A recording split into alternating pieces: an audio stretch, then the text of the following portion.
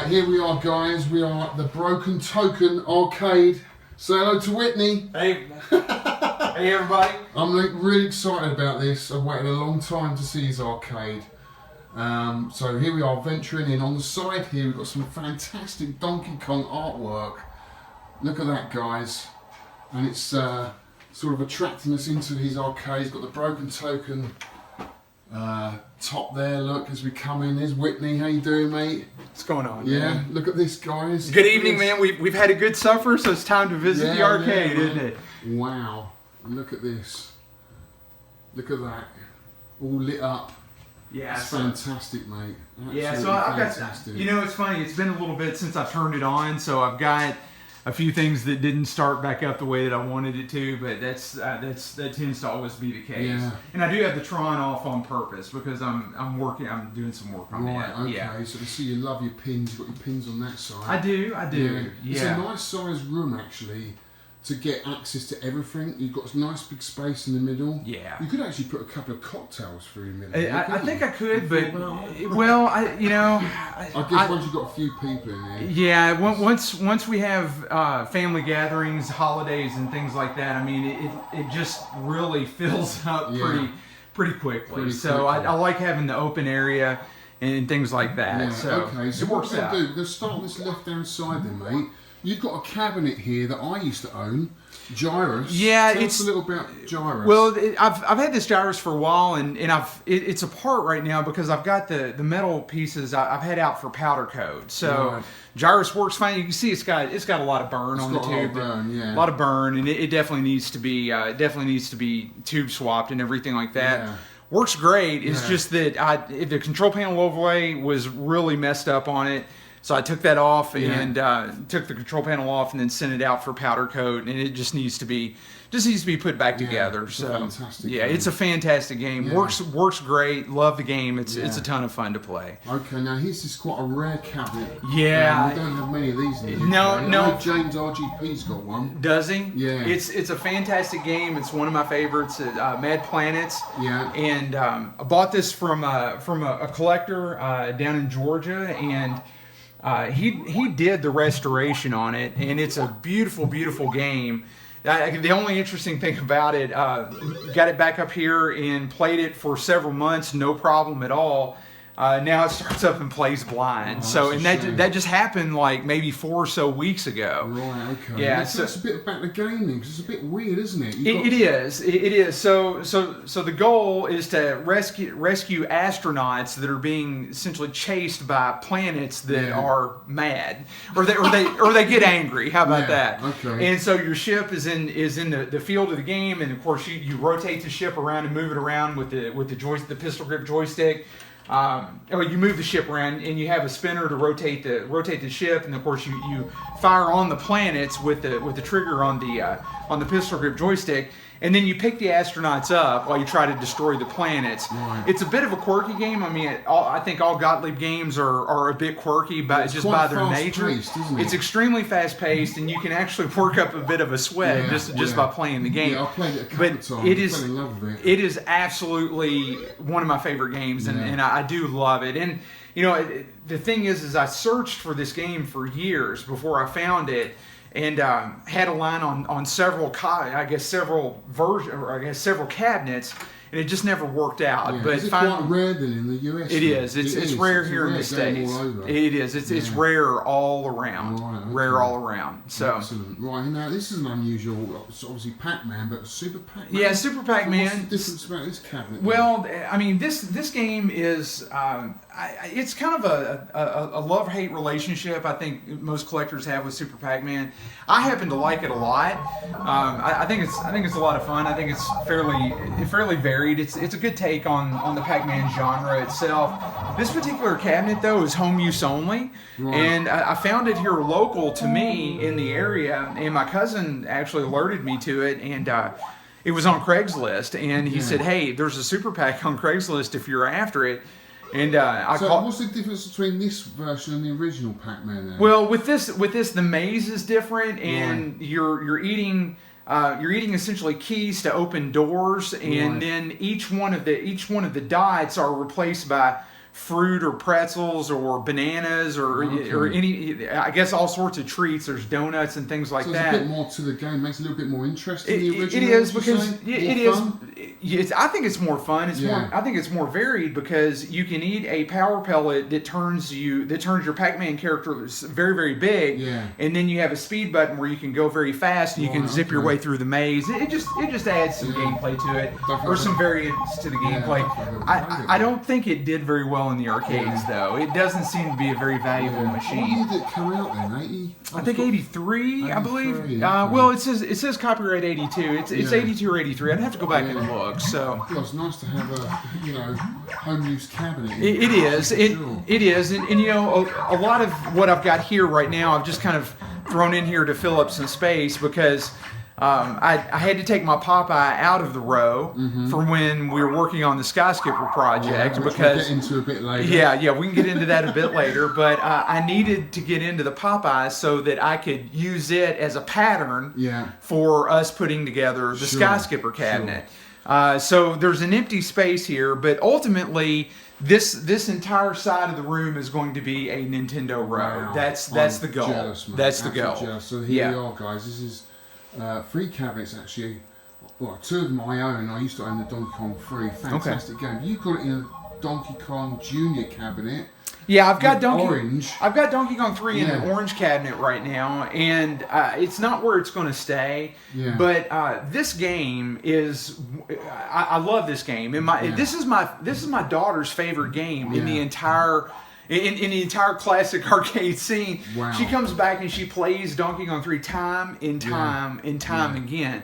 She absolutely loves it. Yeah, I love it. I used to. I do too. Love this game. I do too. I think it's very fun. It's a great shooter, and it's just loads and loads of fun. Yeah. Ultimately, though, I do want to get this into a red cabinet. Right. And so that's into a radar scope cabinet. Into a radar scope cabinet, and which I do have on the back side of the room, which we can talk about here in a few minutes. But I'm going to do a bit of switcheroo on my Nintendo cabinets. The great thing about the Skyscraper project is it has forced me to reevaluate how I want all my Nintendo cabinets set up. And so I am going to move some things around to get the games that I want in the color cabinets that I want. So awesome. Anyway, it's going to work out. And so then we've got Junior, probably one of my favorite Nintendo games. I love this game. This is Junior. It's in a blue cabinet. So can you see it okay? Yeah, Light and everything okay? Mine's in an orange cabinet. Yours is in a blue. So yours is in a DK cabinet. In effect, it is. But this was originally a Donkey Kong 3. Right. And so this was what this game came as. Yeah, well, I mean, Donkey Kong 3 was just a kit. It was just a kit. So that could have gone in any cabinet. It could have gone in any cabinet. I would. And Donkey Kong Jr. would have come in a kit as well. It came dedicated and as I understand, a kit for the American cabinets. Yeah. That's how I understand it anyway. So it doesn't really matter what cabinet you got in.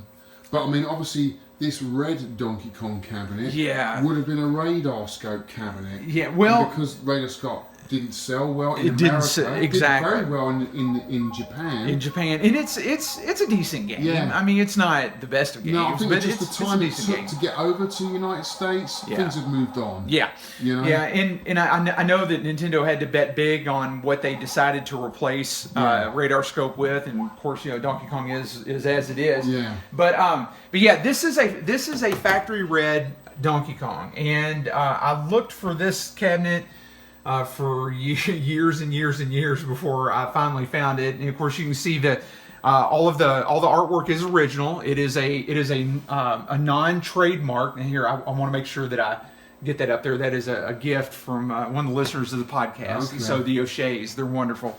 But nonetheless, this has none of the trademark on the artwork. I have basically, Alex, I've left this cabinet alone. Yeah. It has the original side art on it. It's all ripped up. Wow. It's peeled and everything like that. But because it's the non-trademark artwork, currently there's no replacement for it. So I've just left it as it is. Yeah, you're best but to. But this, of course, you can see right here. It's a 7-slot speaker grill. Yeah.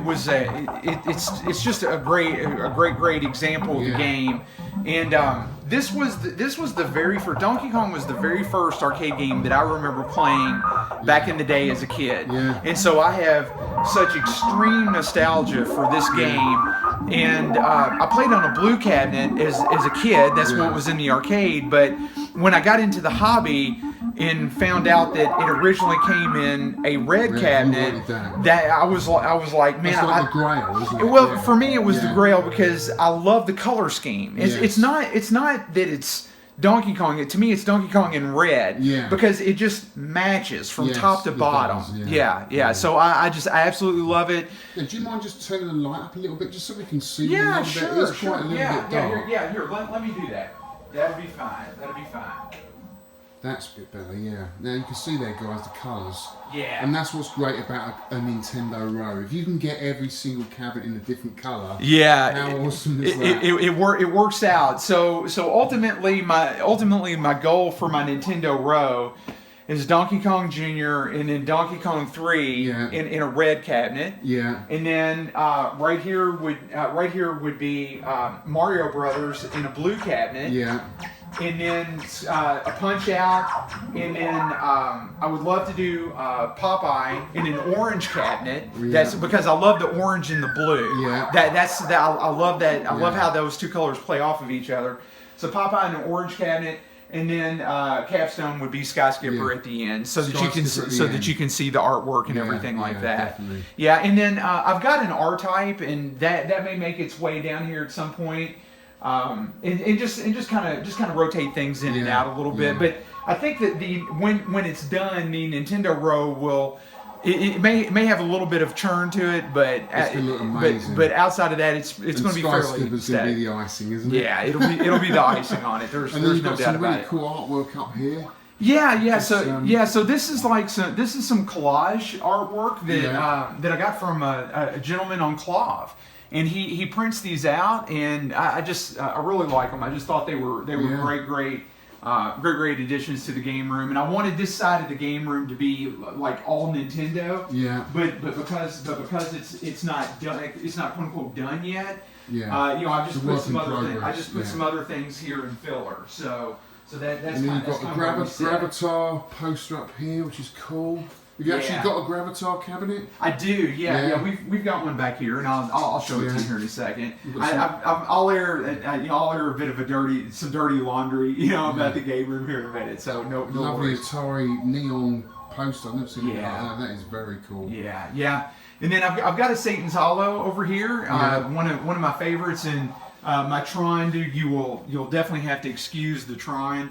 It is, again, I've got some of the metal off of it that's going out for powder coating. Yeah. So that's the reason That's why. cool. That's the reason But why. it's all working. Oh yeah. It's no problem at all. And then you've got your pinball machines, which you're a big fan of, aren't you? Yeah, You've got the cream of the pinballs here, haven't Well, you? it's Tron, Iron Man, which is supposed to be a fantastic game. AC/DC, I know you're a big fan of AC/DC. Yeah, it's my favorite band. Yeah, so and Star Trek, I know you're a big fan of Star Trek. Yeah, You've just been watching it. it's my favorite. Yeah, and it's my favorite Ghostbusters, sci-fi. which is probably the most recent pin to be released. Is that right? Well, it's close. I mean, Aerosmith is now out right now, and then Star Wars has been announced. So Ghostbusters is probably, I guess if you think about it, it's 2 titles back. Yeah. What's your favourite out of these 4? These 5? My favorite out of these is, from a gameplay perspective, I have to say Star Trek. Star Trek. It's just loads of fun. My wife and I love to play on it, and I would say, if there's one machine, in the room that pulls everything together from a theme perspective and just people wanting to come in and play, they'll always gravitate towards Star Trek. It's just a good game. It's just a good game, but from I guess a personal theme perspective, it would be Tron. Tron is just it's a hard game it's a hard game not to like. I mean, there's just so much about it to love, and I'm fortunate that I was able to find one, and I doubt I'll ever get rid of it. I have no reason to. Now, Iron Man, AC/DC. I mean, AC/DC was the first machine that I bought, and I definitely bought it on theme after playing it. But I love it, and it's just a load of fun to play as well. Wow. Iron Man's brutal; it's just so fast. And Iron Man's my favorite superhero, favorite comic property. and I just love the speed of the game itself. I've heard it's a really good game. It's very fast. Yeah. It's very brutal. It's a lot of fun. And then Ghostbusters is just great. I mean, it's an fantastic theme. It's a fantastic theme, and it's an incredibly difficult. Oh no, I'm going to say it's an incredibly challenging game to play. Okay. Not that it's difficult, but you don't want it too easy. Though, you don't want it too easy, but there's so many. You get so much for your money out of Ghostbusters, and it's just a blast to play. Yeah. Just a blast to play. That's fantastic. Yeah, so that's the pins, and I really wanted to kind of keep it a bit of a mix between vids and pins. Yes. And my goal ultimately is to have a Nintendo row on one side, pins on the other, with a few vids flanking, and then here on the back end of the room, which right now I'm just using for storage. Okay, and I'll get to this here in a second. Would be just this is going to be like my rotation area. Sure. That I pull games in, pull games out, and if I have company over and they request that, I know it's like. Okay, it's Christmas. Maybe I put in, I pull the Robotron out, pull the Burger Time out, and throw an Asteroids Deluxe in or something like that. This is that area. This is that area of the room where it's very fluid. Right, this side of the room was intended to be fairly static. Yeah. Okay. So you've got Burger Time. Yeah, I've got a Burger Time here that works fine. Robotron. I want one. Yeah, it's pretty awesome. There's Black Widow, awesome. Yeah, game. Black Widow is an awesome game. It works fine. Gravatar. I've got a Gravatar right there. Yeah. There's a Sinistar, and there is a Centipede right over there. There's a Tempest. It works fine. And then here's my red radar scope cabinet that is right now.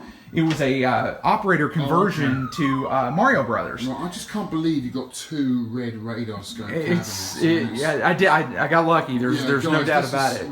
One of the rarest Nintendo cabinets, And so Alex, what I had to do for this, the reason that I've got this apart is when we were you and I were talking about the Skyskipper project, the big thing about it is we had to have for the reveal the most perfect tube in it and most perfect picture that we could find. And so in doing that, I had to locate a tube and was fortunate to do that. But then I had to kind of shift into a mode where I needed a backup tube. And so this Mario Brothers had a great tube in it, and I thought, okay, I'll yank it, rebuild it, we'll take it to SFGE, it'll be the backup tube, and then when I get back home, I put it back in the Mario Brothers, and it's rebuilt and it's good to go. So there's some method to the madness, I guess, is the best way to say it. And then there's a food fight right there. Look at the artwork on the side of that. Oh, it's beautiful, and it plays perfect. But like I say, I've got some of the metal out for powder coating, so that's what's going on with that. That's my parts closet. So I would say that's just a parts full of artwork and everything like that. That's cool. And there we go. Ghostbusters is alive, mate.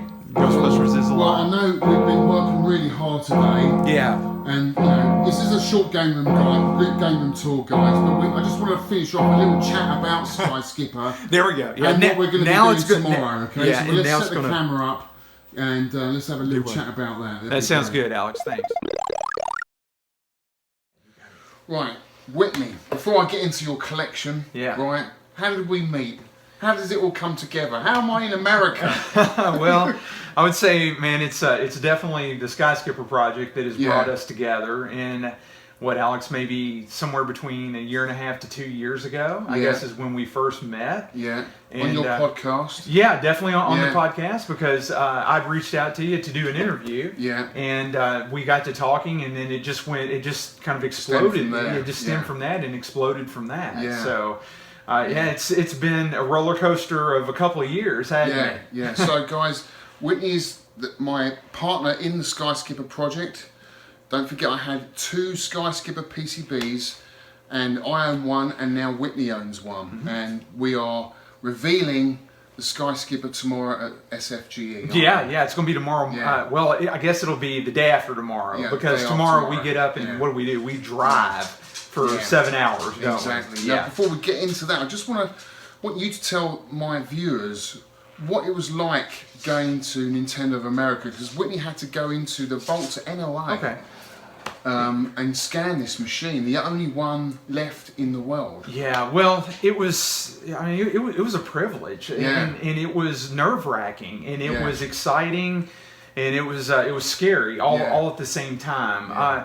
I mean, Alex, we had worked so hard to try to get access to a complete cabinet, or just even complete artwork. Yeah, because all we had was a black and white flyer. Yes, that's all we had to go on. Yeah. And with Billy Mitchell's contacts. Yes. Yeah. So Billy Mitchell was a huge help for this project because he got us the initial relay onto some folks who used to work at Nintendo. Yeah.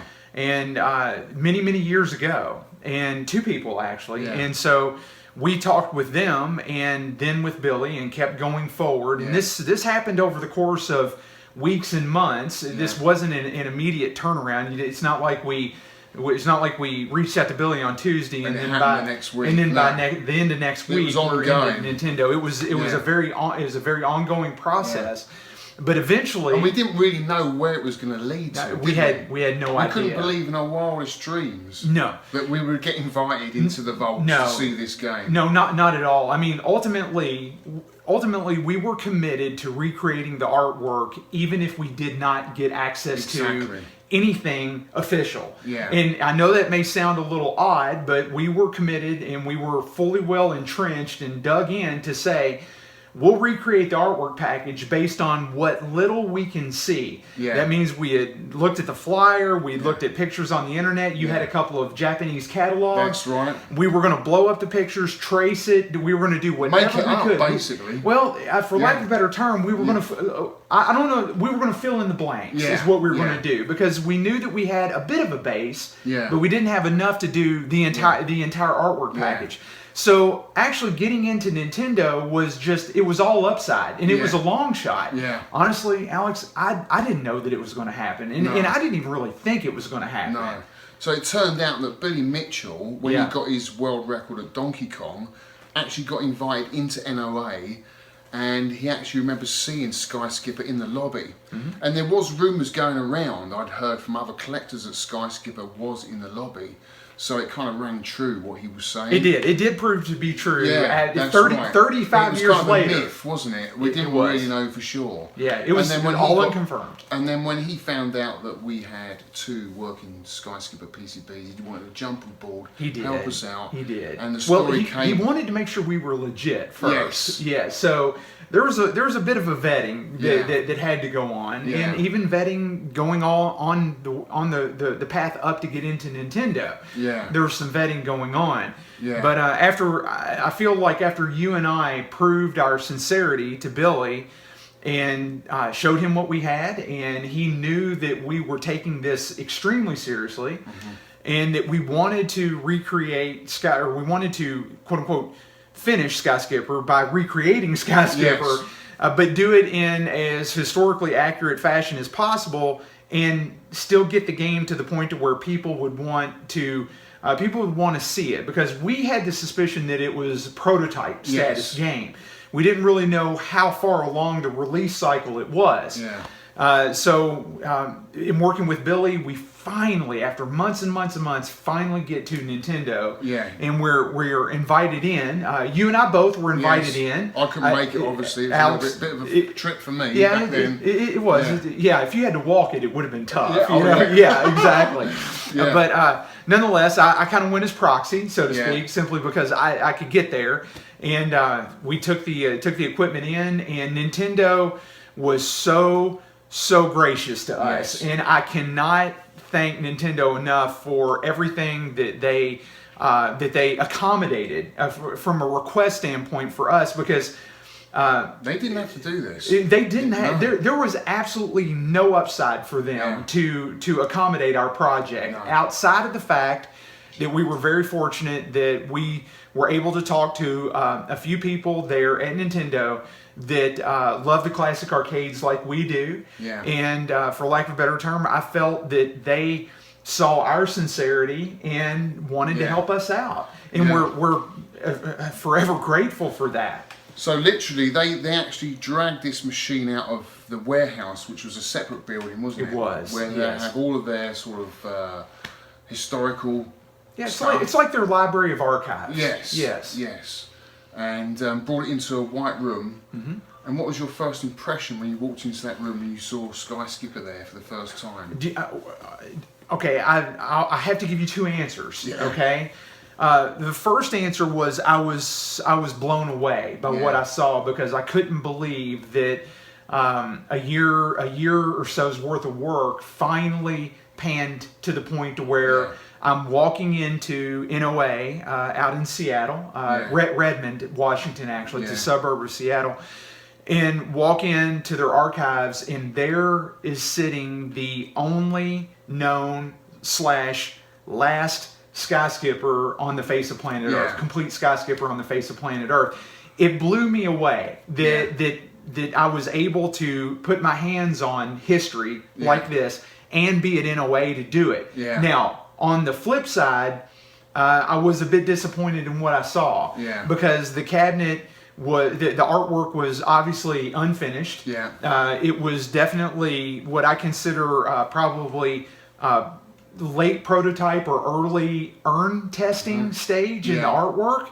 The cabinet itself was old. It looked old, but it was complete, and that's really what mattered. So, I think any of us would be a little overjoyed by the fact that we're going to Nintendo, we're going to see this game, and you have these kind of filters on that say, I'm going to go see the most awesome thing in the world. And then you walk through the door and you're looking at the most awesome thing in the world, and it's like, whew, that thing needs a lot of work, but it's there. And so it was elation. Ultimately, it was elation, but it was also a stark reminder of just how much work we had in front of us to get to where we wanted to be with the project. It wasn't like they wheeled out this pristine, perfect copy of Sky Skipper and just said, have at it, boys, and you should be good to go. The more that we worked on this, the more we realized how far out we actually were. And it's funny, the most important thing for me to see was the PCB that was inside the cabinet. Because obviously I had two PCBs, and just seeing and comparing the one that was in the cabinet with mine with the actual code number TNX1, to see that was just absolutely fantastic. It made me feel good too. It reassured me that I had a legitimate Sky Skipper PCB. And mine were working, and the one in the LNA wasn't working. No, it was not. So ours are the only two working in the world, as far as we know. As far as we know. So I'll get back to that in a second. But one thing I will say is I was relieved as well, because Alex, I mean, we agree to do this project, and we say, okay, we're going to enter into a partnership, and we're going to make something special happen. And we do that with the best of intent for the community, saying we're going to dig in and make this a go, without having really any idea how we're going to make this a go, or how we're going to finish this. It's like, this sounds like a really great project to start. I have no idea how we're going to make this, how we're going to make this thing work out, or where we're going to go with it. So I was relieved as well, and I know, and I can remember this just like it was yesterday, and I'll remember it for the rest of my life, walking in and taking the back door off the cabinet and getting my phone out and turning on the flashlight and saying, here goes nothing, and let's see what we have. And I was so relieved. Of course, I couldn't call you. I mean, I was on a bit of a time scale, and Nintendo was very accommodating. But you don't linger, okay? You don't take advantage. You don't take advantage of that generosity. You get in, you get your work done, you thank everybody, and then you go ahead and get out of their hair. You had a historian sitting next to you the whole time, didn't you? I did. Yes, I did. And so. And we do need to get back to the topic that we were talking about before I started talking about the PCB and everything. But you asked about the historian. So I was assigned essentially a proctor when I got to NOA. So our contact that we worked with, he assigned me this proctor, and that person was the quote unquote NOA historian. And that person was responsible for maintaining the archives, cataloging all of the history of what has moved through NOA, what they still have in their library, in their archives.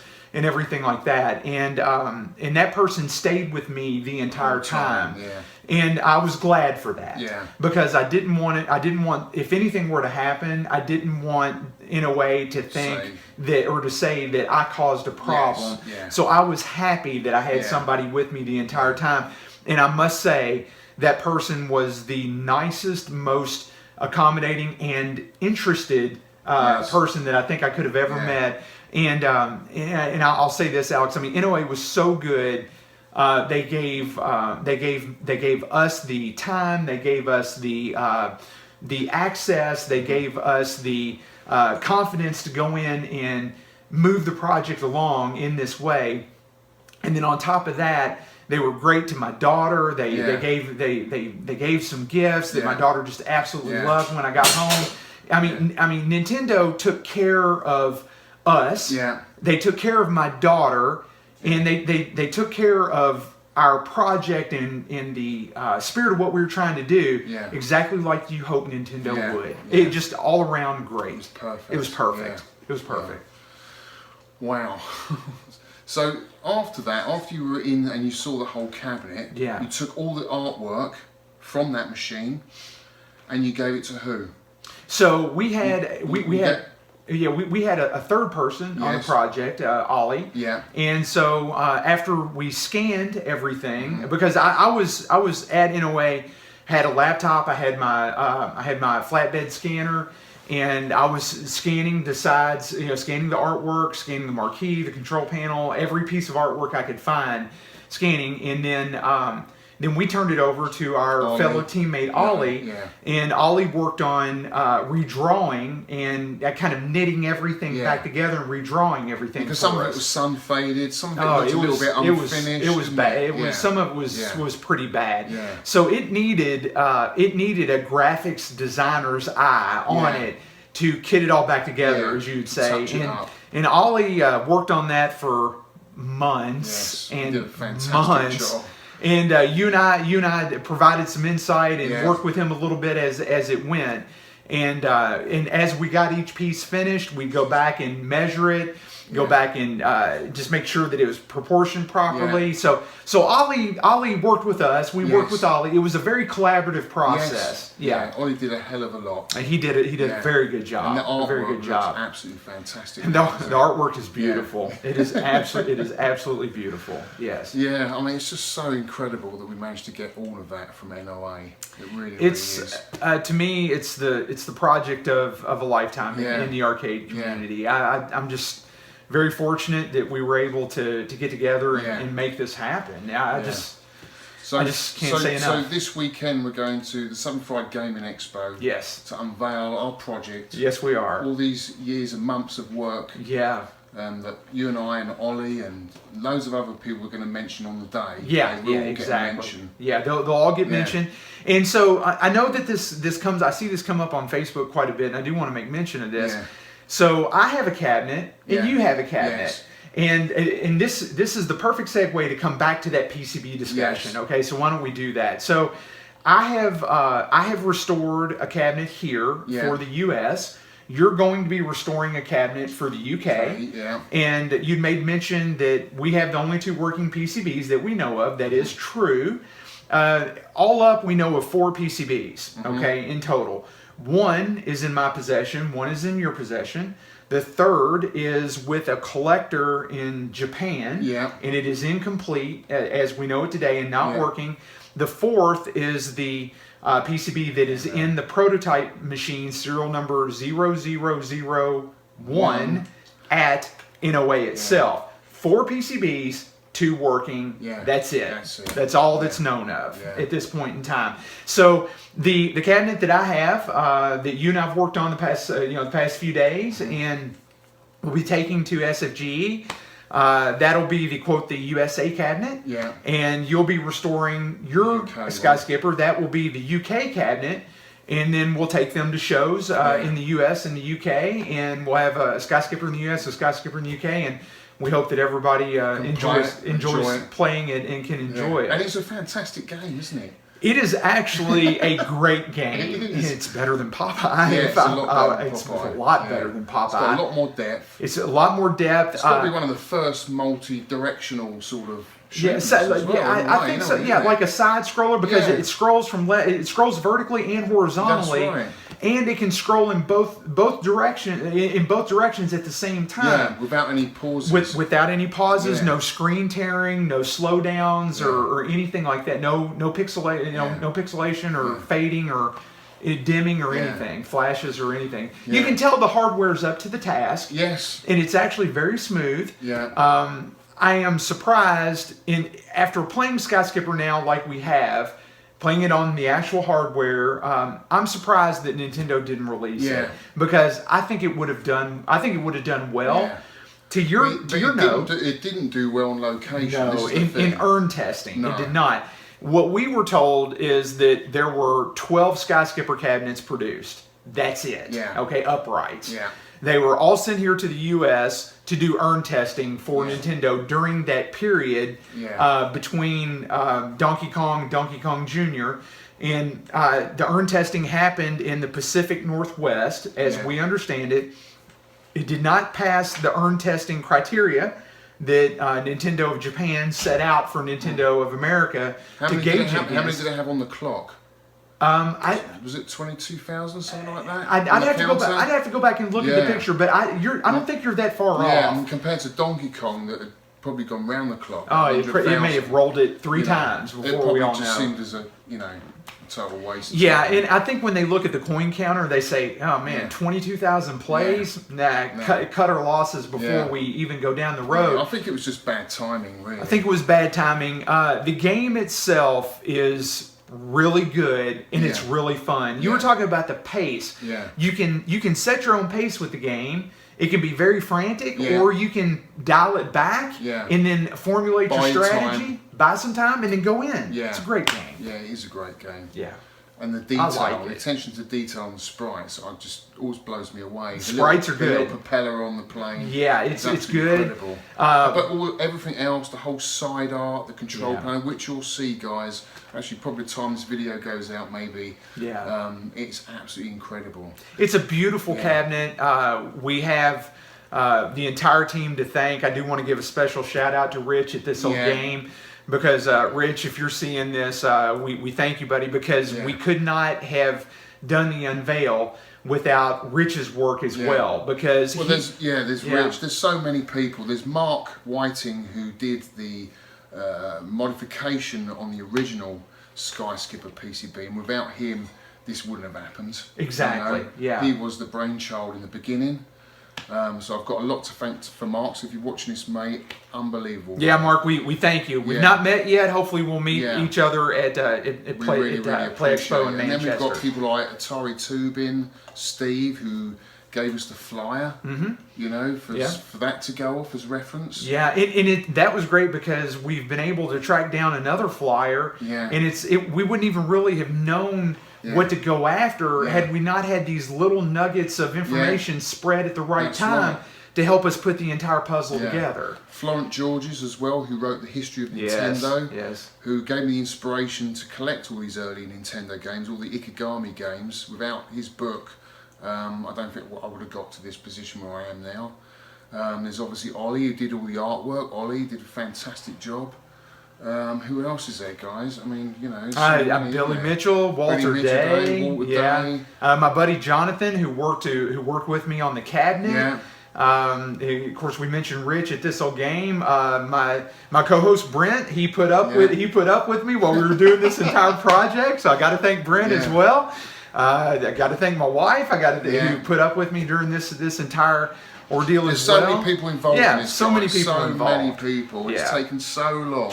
I just can't believe this little game has brought me all the way here to the United States. It's going to take us to the UK. Yeah, it's great stuff. I just always dreamt of coming here, and now I'm here. So you're looking forward to tomorrow? I'm looking really forward to tomorrow. We've got 8 hours journey to Atlanta now. Buddy, we're going to be riding in a Chevy Suburban all the way down and all the way back. So it's going to be a great reveal weekend. Like I say, 2 years in the making, and we can't wait to share Skyscraper with the world.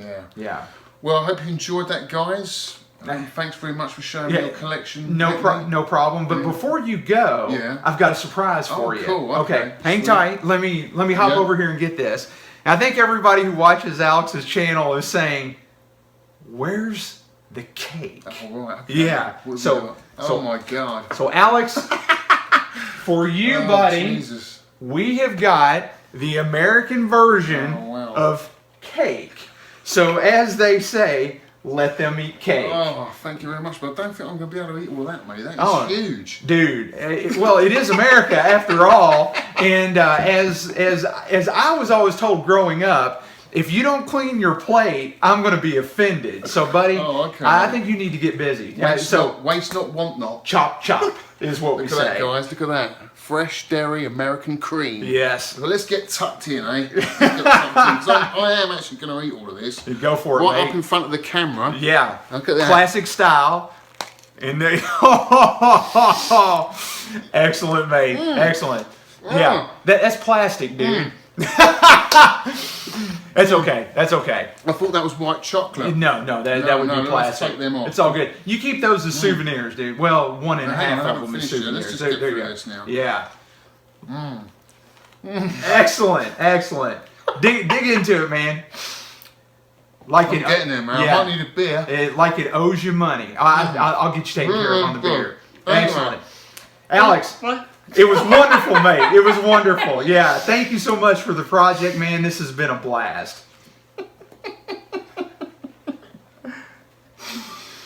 Oh, that's awesome, man, dude. That was stuck in between my teeth. I couldn't get it out. I'm glad I didn't have to eat all of that. Dude, you don't have to eat all that, man. It's all good. You're a trooper, dude. You are a trooper. Is that good? Oh, yeah. It's awesome. Yeah. Here, let me get another picture of you just with it all over you. Yeah, go on, get a close up so I can put it on Facebook. I'll get the flags. Where are the flags? Hang on. You want to stick one back in your tooth? Hang on. Oh yeah. Stick one in your teeth, man. That'd be awesome. Or your mouth or something. That's awesome. Excellent.